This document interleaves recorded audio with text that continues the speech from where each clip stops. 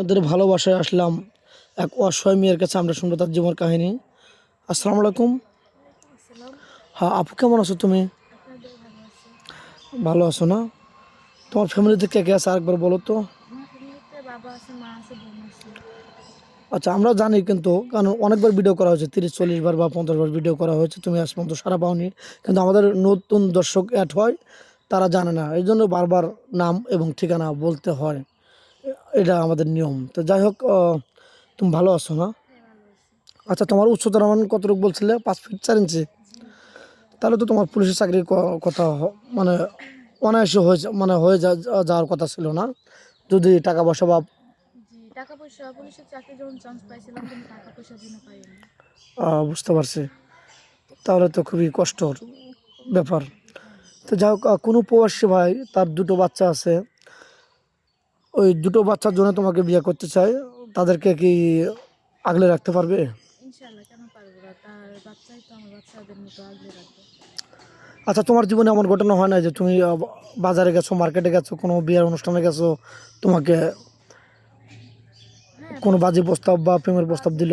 বাজে প্রস্তাব, প্রেমের প্রস্তাব, এগুলা নিয়ে যেতে হয়েছে, এগুলো পড়বেই। তাই বলে কি সবাই সারা থেকে দৌড় দিব নাকি? বুঝলাম নাই, গরিব। আর বিয়ের জন্য সবাই রিলেশন করে ঠিকই, কিন্তু ওই যে যখন বিয়ের 5 বছর 6 বছর রিলেশন করার পরে, তখন ওই যে বলে, যখন বিয়ের কথা বলে মেয়েটাকে, ছেলে বলে যে তোমার বাবাকে বলো আমাকে একটা বাইক দিতে, যৌতুক দিতে, ওই দিতে, সেই দিতে, তখন পারে না দিতে। তো আর রিলেশন করে তো মেয়েটা মরণ ছাড়া তার কিছু হয় না। তো আমি মনে করি এটা না করাটাই ভালো। ও, বুঝতে পারছি। তুমি মনে করো যে ওটা না করাই ভালো। জি। যেহেতু বাবা মা বড় করছে, তাদের একটা স্বপ্ন আছে, হুম। তারা বিয়ে না দিতে পারলেও এক চুলায় কিন্তু বিয়ে হয়ে যাবে। জি। আল্লাহ চিরদিন বাপের ঘরে রাখবে না, বাবার ঘরে, নাকি? তো তাদের সম্মানটা হেউ প্রতিপন্ন করতে চাচ্ছ না, নষ্ট করতে চাচ্ছ না, নাকি? জি। সঠিক বললাম তো? হ্যাঁ। তো যাই হোক, তুমি কি গার্মেন্টসে বা ছোটোখাটো কোনো জব যদি কোনো প্রবাসী ভাই দেয়, তুমি কি করবে এরকম? হ্যাঁ, আমি তো করতেই চাই, কিন্তু আমি তো পাচ্ছি না, এই জন্য করতে পারতেছি না। আচ্ছা, মুসলমানের একটা ছেলে 4টা বিয়ে করতে পারে, যদি 2টা 3টা সে বিয়ে করছে, অ্যাক্সিডেন্ট হয়ে গেছে, ওরকম মেয়ের সাথে কি তুমি বিয়ে বসবে? সমস্যা কি? ও যদি খাওয়াইতে পারে, একটা পুরুষের কপালে 7টা মেয়ে লেখা আছে, তো ও যদি 7টা বিয়ে করে খাওয়াইতে পারলে আমাকে না করতে নেই।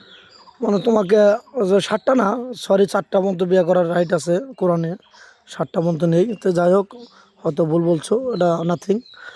এখন যদি কোনো প্রবাসী ভাই বিয়ে শাদী করে তোমাকে বাংলাদেশে রেখে যান, তাহলে তাদের ফ্যামিলিকে তুমি আগলা ধরে রাখতে পারবে কিনা? শ্বশুর শাশুড়ির সাথে খারাপ রিয়াক্ট করবে কিনা?